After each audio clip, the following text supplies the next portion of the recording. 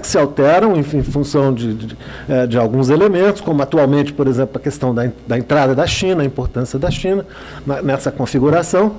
E aí, o que tem que ser pensado, né, são as vantagens institucionais, eu chamo institucionais de propósito, vantagens institucionais comparativas para o desempenho econômico, visto esse em termos da sua possibilidade, né, de aumentar o bem-estar e aumentar o número de pessoas que podem participar do bem-estar gerado, né, sob determinadas condições. Isso que eu acho que é a temática geral.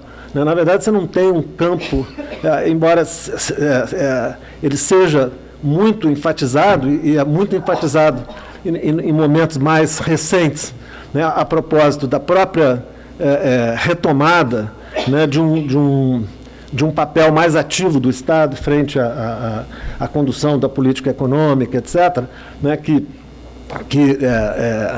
enfim, que sucedeu a modalidades de transição que foram distintas em diferentes países, em diferentes contextos do capitalismo, na Europa, agora, nas transições econômicas e políticas na América Latina, em diferentes países, no enfrentamento da crise dos anos 80, a crise da dívida, e, posteriormente, as transições, digamos, neoliberais, né? O que se tem na verdade, maneiras diferentes de se estruturar internacionalmente o capitalismo e de se pensar, né, vantagens institucionais comparativas para cada contexto, para cada país, dentro disso. E eu quero mostrar aí na constituição do campo, das coisas que eu estudei, né, um pouco dessa trajetória, né, que ela começa numa faculdade de ciências econômicas.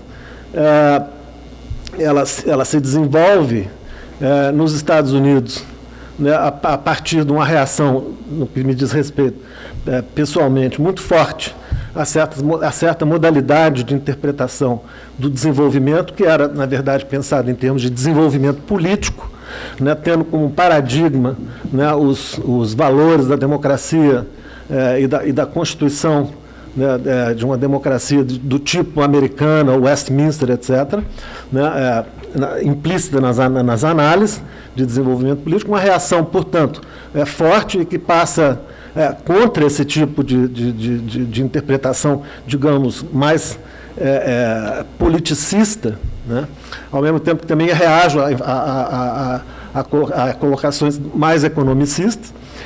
Enfim, passa por, então, uma recuperação, né, da noção de formação dos Estados e ação coletiva, na história e na sociologia, né, para desembocar novamente num estudo que, agora, em termos mais recentes, em períodos mais recentes, eu desenvolvo junto com uma equipe grande. A Celina mencionou esse trabalho hoje de manhã, né, que é a coordenação de um INCT, que me aproximou de uma maneira bastante cotidiana com o trabalho dos economistas.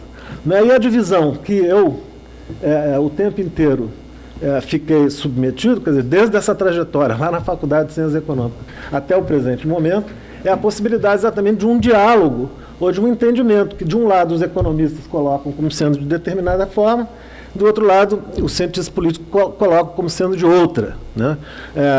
A economia, ela acaba onde a política começa. Né? Na verdade, eu acho que a economia é política. Né? Então, eu percebo, né, uma centralidade muito... E eu tenho, às vezes, que chamar a atenção dos meus colegas economistas para esse fato. Quando eles começam a fazer, por exemplo, análises sobre a política industrial, criticando as metas da política industrial, as definições de objetivos da política industrial. Ora, quer dizer, quem define a definição das metas é uma definição de cunho político. Então, não adianta os economistas falarem que os objetivos da política industrial estão equivocados, se eles próprios propuserem, então, que debatessem de uma maneira profícua quais são esses objetivos, enfim, como persegui-los. Então, é um pouco sobre isso que eu quero falar.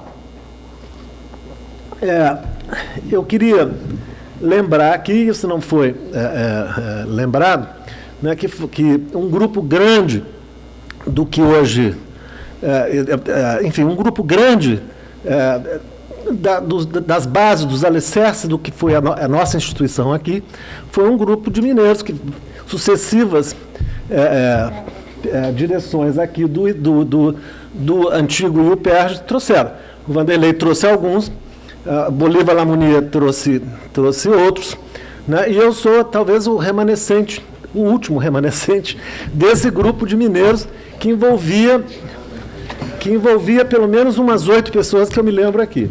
O próprio Bolívar, que teve na Constituição do IUPERJ, o Amaury de Souza, Simão Schwartzman, o Edmundo Campos, que já veio junto comigo,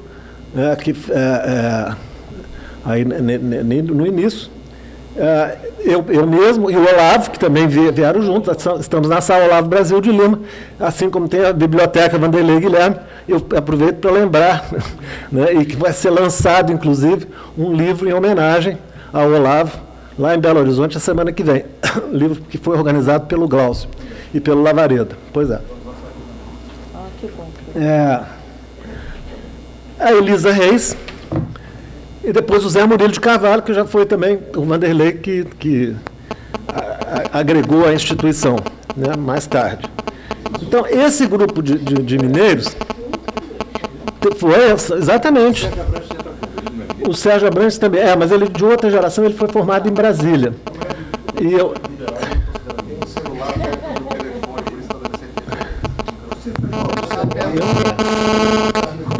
Tem tudo aqui.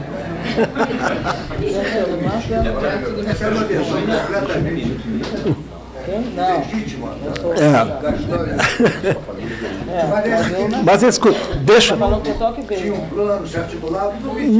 Não tínhamos plano nenhum. Nem nada disso.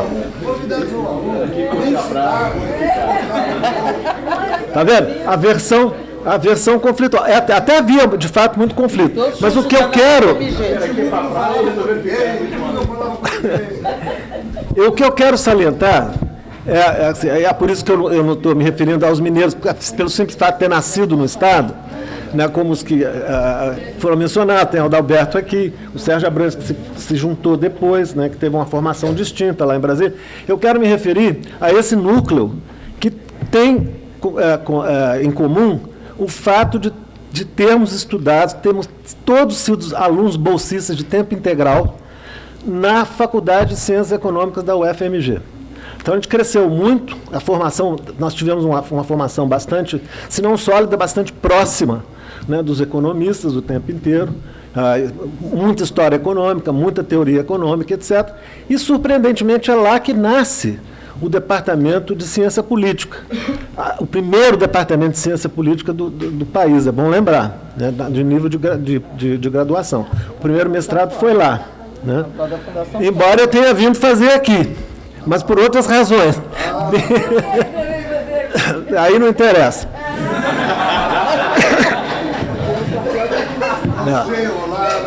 Viemos, fomos houve uma diáspora, digamos assim. Então, o que eu queria um pouco recuperar aqui, né, é o fato de que, nesse departamento, aliás, apesar da tradição que já existia, né, de estudos eleitorais, né, do Orlando de Carvalho na Faculdade de Direito, né, na verdade, assim, a base para a formação do Departamento de Ciência Política foi um núcleo de professores que havia se formado na Flaxo.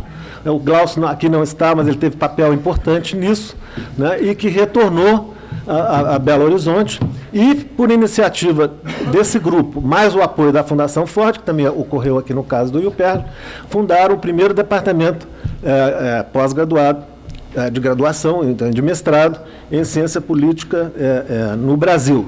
E gerou daí uma tradição bem ou mal, né? E esse grupo que migrou para cá, eu acho que teve também um papel importante, né, queiram vocês, queiram Vanderlei ou não, na Constituição, né, do que hoje... Quem recrutou o Amaury, quem recrutou o Simão, foi nosso amigo. Isso, ótimo, exatamente, tudo bem. O Zé Murilo depois também, etc. E teve talvez essa geração intermediária. Você estava nos Estados Unidos na ocasião em que eu vim, mas você e o César Guimarães estavam nos Estados Unidos, mas... Você sempre foi contra. Ele tinha razão.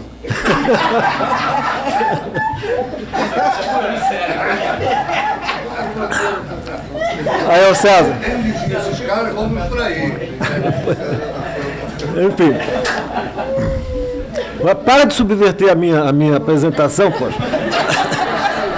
Seja fiel à história. Eu estou sendo absolutamente fiel à história. O que eu quero apontar, né, é o fato de que naquela ocasião em que esse grupo estava todo envolvido com a criação do departamento lá, através da Ford, Peter Bell, etc. e tal, né, a despeito dessa inserção, né, numa faculdade de ciências econômicas, né, o estudo se voltou muito para a questão das instituições políticas, né, foi um survey eleitoral, ainda que naquela época, 65, 66, né, muita ênfase na metodologia quantitativa, que eu acho que foi uma das razões pelas quais eu fui recrutado para vir aqui, né, para fazer trabalho de pesquisa quantitativa.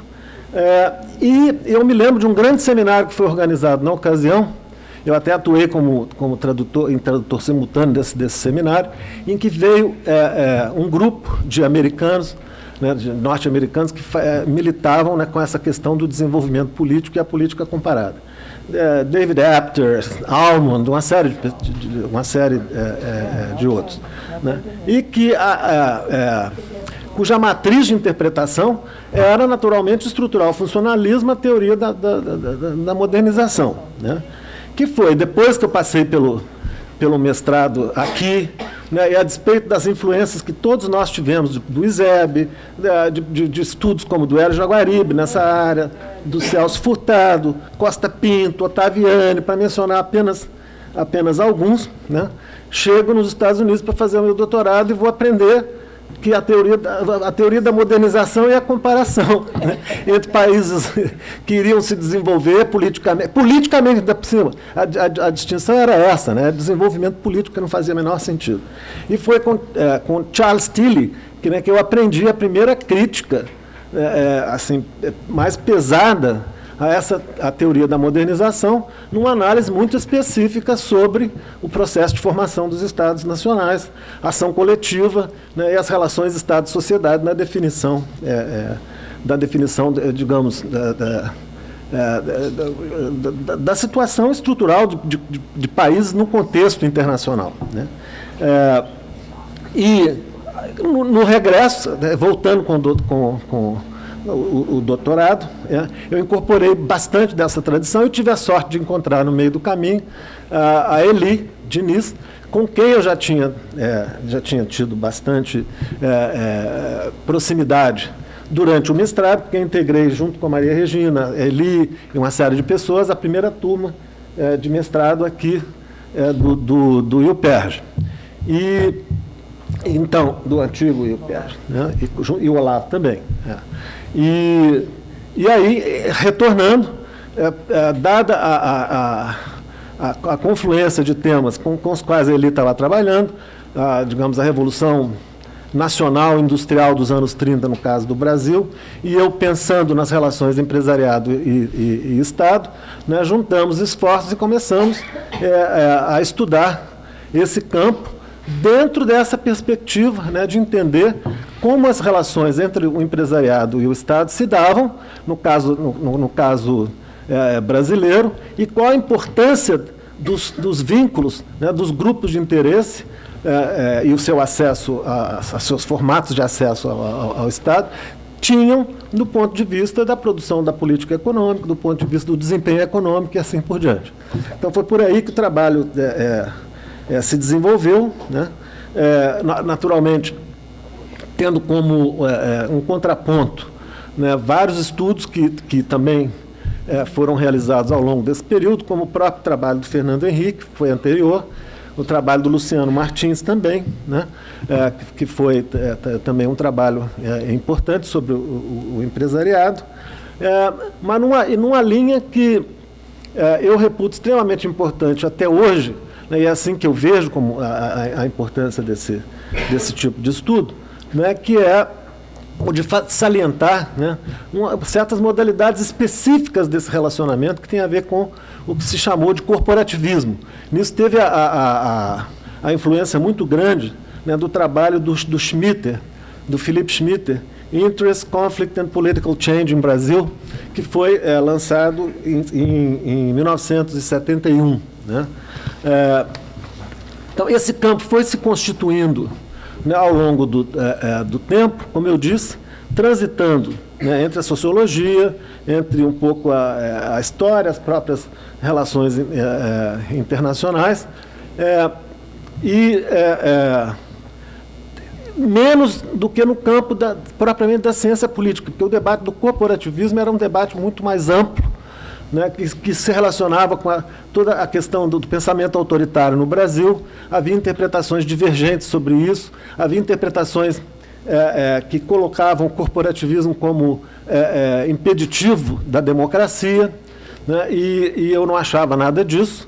Eu achava que, enfim, era uma modalidade de relacionamento que poderia ser importante para definir o tipo de capitalismo que se tem, ou que se tinha e que ainda se tem no caso brasileiro, particularmente do ponto de vista das relações da regulação do conflito do trabalho, né, que no caso do Brasil sempre foi importante, não apenas por causa do controle no primeiro período, mas talvez por causa disso, por conta da ascensão, né, de um partido de base assalariado ou trabalhista, etc., junto com a transição para a democracia eleitoral, né, e que altera totalmente o conteúdo das políticas numa outra direção, com valorização do salário mínimo, etc., que é bastante específico do caso do desenvolvimento capitalista brasileiro até hoje, visto em trajetória. Né?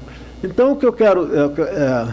houve a organização do campo, ela se deu em diferentes disciplinas, né? Eu mesmo transitei durante muito tempo, né, na sociologia, porque a Associação Internacional de Ciência Política não tinha um campo, digamos, um núcleo em que se pudesse estudar a perspectiva desse ponto de vista econômico. Mas a Associação Internacional de Sociologia tinha, né, e eu, digamos, militei no Comitê Economia e Sociedade durante vários e vários anos, e até fui presidente desse comitê durante um certo período de tempo. Foi ali um dos locais onde esse assunto foi debatido de uma maneira muito profícua. Né?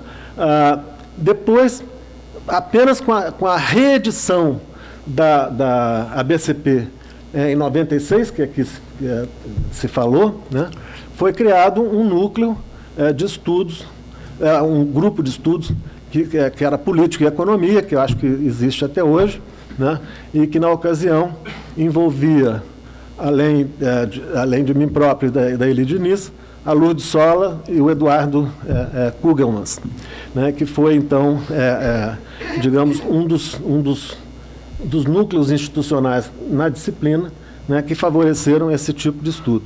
E, além disso, ou esse tipo de compreensão acerca das relações Estado e sociedade no capitalismo brasileiro. Além disso, uma outra rede que eu tenho que mencionar, que é a rede que se organizou em torno de workshops, que chama-se Workshop Empresas, Estado e Sociedade, alguma coisa assim, WES, WEES, né, que realizou 8 edições, né, tratando de temáticas relativas ao papel do empresariado, né, as organizações empresariais, as empresas no capitalismo brasileiro, né, e o seu papel. Né. Então, essa digamos, dispersão por campos de conhecimento, eu acho que ela ganha paradoxalmente, ela vai recuperar uma certa unicidade, né, a partir de estudos do novo institucionalismo, porque é daí que sai a discussão sobre variedades de capitalismo. Né? Ainda essa semana eu estava lendo, em função de um debate que eu vou ter semana que vem, um trabalho do Ronald Doar, né, em que ele pega toda essa discussão dos ismos, neoliberalismos, corporatismos e não sei mais o que, para discutir a questão da emergência da China e e o capitalismo oriental, digamos, Japão, etc. E nesse livro ele menciona que é surpreendentemente, nesse trabalho, que é surpreendentemente através de um trabalho do Peter Hall e do Soskyse, que é citado inúmeras vezes. Ele compara o número de citações desse trabalho com o próprio trabalho que ele desenvolve sobre capitalismo, de uma maneira muito mais específica, sendo economista que é, né, com a influência que teve essa abordagem, né? E assim 3, 4 vezes mais em termos de citações, se isso importa, né? Mas o que ele quer salientar é que essa discussão, né, sobre as maneiras de organização do capitalismo internacional, ela se deu pela via de uma análise das instituições políticas, né, das maneiras em relação às quais os Estados se organizam e as instituições políticas favorecem ou não tal ou qual tipo de desempenho econômico. E a isso ainda devo acrescentar, por exemplo, a grande influência da escola da regulação francesa, né, que de todas as abordagens, a única que oferece um entendimento mais integrado, né, entre o que se passa no campo da economia e o que se passa no campo da política. Ou seja, é impossível você entender a economia sem entender a política em primeiro lugar, né?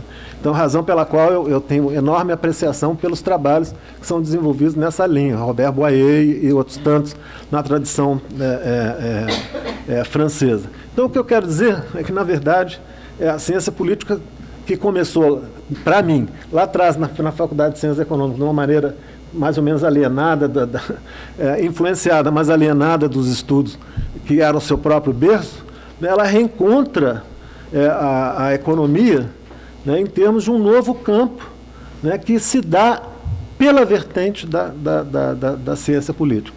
E, por exemplo, os nossos projetos, a que Celina se referiu, né, são análises acerca de capacidades estatais, né, que tem a ver com o entendimento de como se opera a burocracia em diversas áreas, como se dá o processo decisório em diferentes áreas de políticas econômicas, política industrial, política de inovação e uma série de outras, né, política até ambiental, infraestrutura e tudo mais, né, em termos de diferentes capacidades estatais, ou seja, de condições institucionais para promover o tal do desenvolvimento, né? Eu acredito que aí, então, temos um campo, hoje, que é mais ou menos mais bem constituído e que tem até suas expressões internacionais, né? Já não é de hoje que tem a SASE, que é a Society for the Advancement of Social Economics,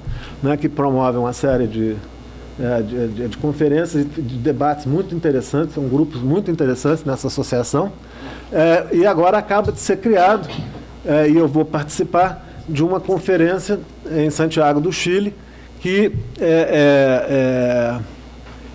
vai inaugurar, né, dentro da disciplina da ciência política, uma rede, né, que se chama REPAL, Rede de Economia Política para a América Latina. Então, isso dá uma certa visão do campo, eu queria resgatar isso, queria resgatar também esse papel dos mineiros na institucionalização da ciência política brasileira. Isso vai aparecer no capítulo lá, mas eu não posso deixar de falar, porque se eu não falar, outras pessoas vão falar por mim. Quem eu sei que deu depoimento acerca disso, e às vezes os depoimentos não são usados adequadamente, né? Foi um estudo que foi feito por um grupo lá de Campinas, capitaneado pelo Afrânio Garcia, lá em Paris, que é mineiro, eu sei, mas ele é mineiro, mas é daqui, que é sobre a circulação internacional de elites. Circulação internacional de elites.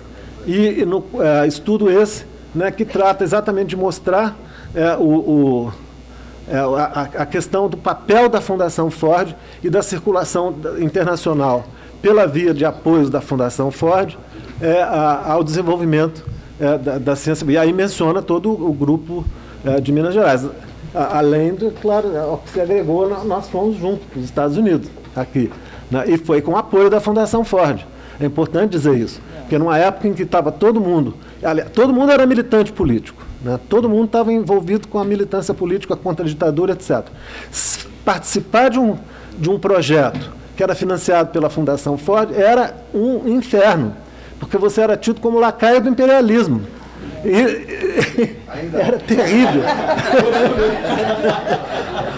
Então, eu vou ficar...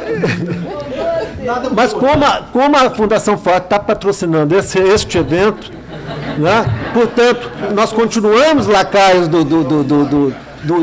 pelo menos a BCP, a ciência política continua, de certa forma, presa a isso. Eu não podia deixar de mencionar esse fato, porque a Fundação Ford teve um papel crucial, né, no que foi a institucionalização da ciência política, porque era este o projeto. Não é das ciências sociais em geral, é da ciência política. Foi também, mas aqui nós estamos falando da ciência política, perdão. Então,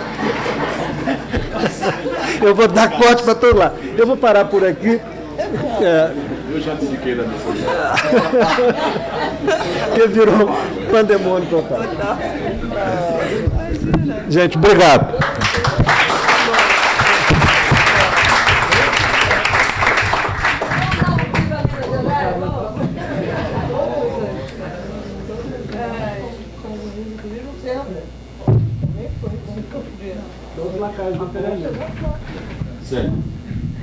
Obrigada, Davi. Bom, agradeço o convite do Carlos. Eu acho que eu tomei uma liberdade excessiva em relação ao seu convite. Mas aí, como ficou tarde para você me desconvidar agora, né? Eu vou aproveitar, então, essa licença que eu estou tomando para desenvolver uma discussão sobre o Estado desenvolvimentista. Felizmente, o Renato deu um panorama excelente do campo no Brasil, então eu me sinto menos culpada de não estar entregando esse produto. E aí, então, eu vou falar um pouco sobre o Estado desenvolvimentista da perspectiva de uma agenda mais conceitual e teórica. E, obviamente, que a contribuição brasileira está dentro disso, eu não fiz uma distinção entre a contribuição brasileira e internacional, mas certamente a contribuição brasileira teve uma incidência sobre essa agenda, na medida em que as análises do Brasil elas vão ter algum tipo de fertilização sobre a discussão teórica do que é o Estado desenvolvimentista, né? E vice-versa, né? A gente também importa da reflexão teórica elementos para fazer análise do caso brasileiro. Bom, a minha fala vai se basear num ensaio bibliográfico que eu escrevi em coautoria com o economista Jacques Kersenetz, que também vem a ser meu marido, além de coautor do texto. Por acaso. Economia de escala. Bom, uma primeira sobrevoada que a gente deu sobre o campo mostrou um paradoxo de uma proliferação excessiva de ideias abstratas ou ideias incorporadas em práticas mesmo, né, de países, e, ao mesmo tempo, a ausência de um corpus teórico que unifique tudo isso, né? E essas ideias, elas aparecem, enfim, na prática das burocracias estatais, nas disciplinas, na sociologia, na ciência política, na economia. Ou seja, você tem uma questão aí de uma multidisciplinaridade no tratamento do Estado desenvolvimentista, mas também uma multiplicidade de abordagens, de metodologias. Então, realmente, e todo mundo dá um pouco um pitaco sobre o que é desenvolvimento, organizações internacionais, organizações não governamentais, então um campo bem extenso. E a opção da gente foi, então, tentar organizar esse campo em torno de uma noção mais vazia possível do que é Estado desenvolvimentista. Vazia no sentido de que a gente vai deixar assim a ideia de que o Estado desenvolvimentista é um Estado que se volta para a promoção do bem-estar, mas bem-estar de um jeito bem vago, uma noção que vai ser contestada ao longo do tempo, e a gente está excluindo ideias de Estado-poder e o Estado que promove mal-estar. Tá? Então, basicamente, a gente tem um campo bem amplo que dá para pendurar muitas perspectivas. Bom, nesse percurso, a gente tentou identificar mudanças na noção de desenvolvimento, que vão acontecendo ao longo do tempo, e mudanças também nas formas de Estado, né, que foram imaginadas para promover o desenvolvimento. E uma coisa que a gente, obviamente, identificou a autoria múltipla dessas concepções. A gente não se ateve só à reflexão acadêmica, a gente olhou também a reflexão que se faz nas burocracias públicas, nos organismos internacionais e nos partidos políticos, em vários casos que a gente analisou. Bom, o percurso, eu não sei se vai dar tempo, eu tenho só meia hora, ou talvez até menos, você me interrompe, por favor, sem problemas. Idealmente seria o seguinte, eu vou apresentar o argumento político a favor de um Estado desenvolvimentista, um argumento econômico, tudo muito rápido, né, porque não dá tempo para a gente dissecar tudo, mas só a ideia de que tem um mapa da mina aqui para a gente perseguir em algum momento, com uma agenda de pesquisa que já foi trilhada, mas que eu acho que ainda é fértil. O argumento político, um argumento econômico para o Estado desenvolvimentista, uma discussão sobre capacidades e conexões do Estado, você tem uma importante contribuição, a discussão do elitismo, a discussão da captura do Estado, da recaptura do Estado para o campo da política, novas concepções de desenvolvimento, novas tensões. Eu acho que eu chego até a metade em meia hora, mas vamos lá.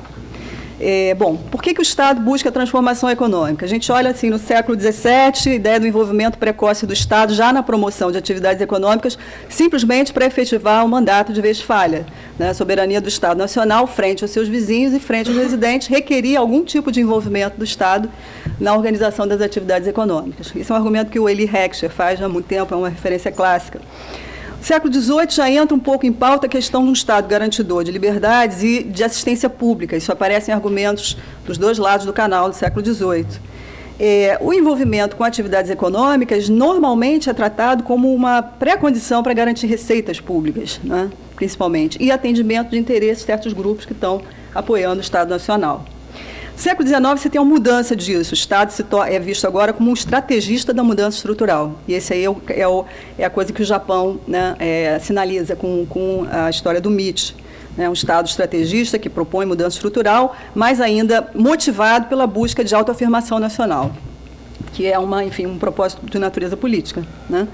Bom, no século XX, esse template japonês ele é perseguido por países do leste asiático, notadamente Coreia, Taiwan, com adaptações, porque aqui, enquanto no Japão o Estado teve que fazer tudo, assumir o papel de empresário, financiador, facilitador, enfim, tudo que vocês possam imaginar, né? Não só fazer políticas industriais e incentivar, mas botar a mão na massa diretamente, mas, no caso coreano, isso tem adaptações, é mais um Estado parteiro, que está parindo mesmo o empresariado nacional e facilitando a vida dele via, principalmente, crédito. E aqui aparece já uma discussão sobre planejamento econômico, o Estado que está planejando essas ações. Aí você pode pensar num planejamento tipo piecemeal, que eu acho que faz mais a cara do que fizeram os países europeus no pós-guerra e também o leste asiático, ou você pode pensar um planejamento mais holístico, que aí a gente identifica com a experiência soviética, o caso dos países do leste europeu. Bom, então, do ponto de vista do porquê que o Estado busca a transformação econômica, a gente tem algumas respostas importantes, que são busca de receitas públicas, busca de uma base importante para sustentar a ideia de autoafirmação nacional, autodeterminação nacional de países que foram humilhados por guerras e tal, como países asiáticos. Aí fica a questão de pesquisa interessante, por que a transformação econômica requer o Estado? Né? Eu acho que é o complemento da primeira pergunta. Bom, se a gente está olhando no pós-guerra, as razões óbvias, né, que se apresentam são as necessidades de reconstrução nacional de países que foram destruídos e construção mesmo do nada, ou do quase nada, de países que se tornaram independentes, pela circunstância, pelo contexto internacional, e que então precisavam criar condições para se industrializar. E aí então que vai aparecer o problema do desenvolvimento, que a gente chamou assim, né, entre aspas, o problema do desenvolvimento que vai aparecer no pós-guerra e uma teoria da necessidade da intervenção do Estado. Bom, vai se desenvolver, então, a famosa economia do desenvolvimento de tipo estruturalista, né? A gente tem vários exemplos de contribuições importantes na América Latina, e essa economia do desenvolvimento estruturalista, ela vai se desenvolver em cima da ideia de que todos os modelos que você tinha de crescimento econômico, tipo o modelo Solo ou o Harold Domer, eram modelos que estavam pensados para países avançados, que você não tinha problemas de descontinuidade para ter uma evolução da atividade econômica. Né? Só que no caso dos países atrasados, você tem o problema da descontinuidade. Né? Você tem você já chega depois, aí você tem o problema da escala, você tem o problema da tecnologia, você tem o problema da infraestrutura, então você requer um Estado para coordenar investimentos que vão então possibilitar o desenvolvimento da indústria nacional. E aqui é que entram os estudos, aqui tem duas contribuições importantes, quer dizer, tem a contribuição da própria economia do desenvolvimento de base estruturalista, Prebs, Furtado e vários outros, e você tem também os estudos históricos do Gerschenkron, né,